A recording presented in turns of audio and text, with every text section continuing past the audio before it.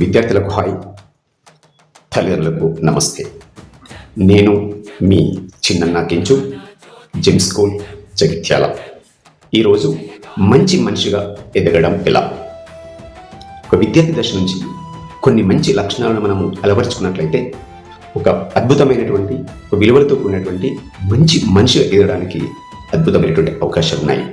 అందులో ప్రధానమైనవి నిజాయితీని ప్రదర్శించడం, తల్లిదండ్రులను మరియు గురువులను గౌరవించడం, ఇతరుల పట్ల దయను ప్రదర్శించడం, సామాజిక పరిరక్షణ, సాంకేతికత సద్వినియోగం, ఓటమిని ఎదిరించడం, బుల్లింగ్కు దూరంగా ఉండటం.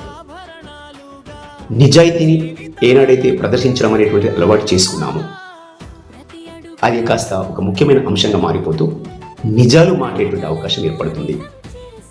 ఇతరుల సమక్షంలో నిజాయితీగా ప్రవర్తించడము, ఒంటరిగా ఉన్నప్పుడు నిజాయితీకి దూరంగా ఉండటం అనేటువంటి ఒక విషయాన్ని ప్రదర్శించకూడదు. ఒంటరిగా ఉన్నా, ఏకాంతంగా ఉన్నా, ఇతరుల సమక్షంలో ఉన్నప్పటికీ కూడా నిజాయితీని ప్రదర్శించగలగాలి. ఇది చాలా ముఖ్యమైనటువంటి అంశం. తల్లిదండ్రులు మరియు గురువులను గౌరవించడం. తల్లిదండ్రులను గౌరవించినటువంటి పిల్లలు, గురువులను గౌరవించినటువంటి విద్యార్థులు భవిష్యత్తులో ఉన్నతమైనటువంటి స్థానాలకు ఎదుగుతారు.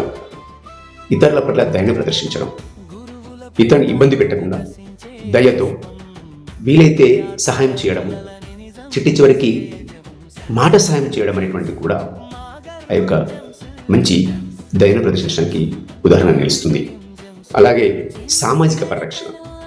సమాజంలో ఉన్నటువంటి ఒక సహజ వనరులు ఏవైతే ఉన్నాయో వాటిని సంరక్షించడానికి ప్రయత్నం చేయాలి. విధ్వంసానికి పాల్పడేటువంటి ఒక ఆలోచన చేయకూడదు.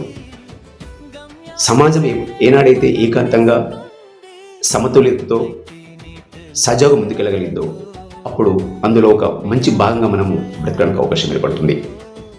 అలాగే సాంకేతికత, ప్రధానంగా మనము దాన్ని ఉత్తమంగా సద్వినియోగపరచుకున్నట్లయితే మనకు అది మన అభివృద్ధి కోసం ఉపయోగపడుతుంది.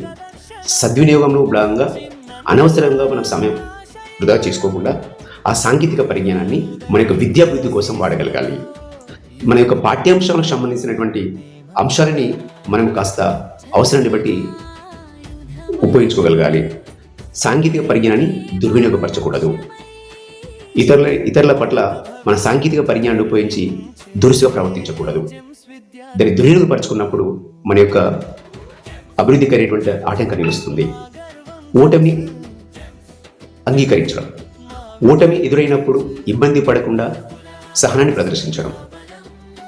ఓటమి అనేది ఏనాడు కూడా మన ఇబ్బంది పెట్టకూడదు.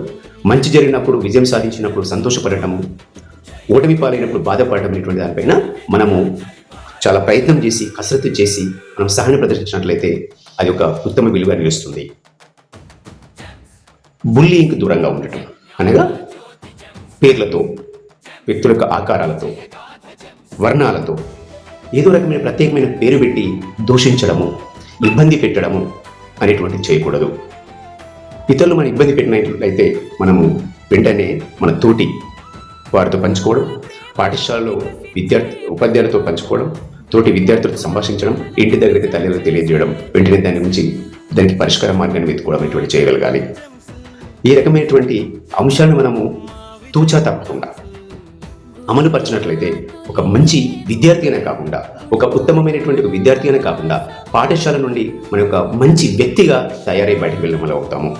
కాబట్టి వీటిని అద్భుతంగా పాటించే ప్రయత్నం చేయండి. అద్భుతమైనటువంటి విలువలతో కూడినటువంటి ఒక వ్యక్తిగా ఎదగండి. సమాజంలో ఒక మంచి వ్యక్తిగా పేరుగాంచి స్థిరంగా ఉండండి. ధన్యవాదాలు.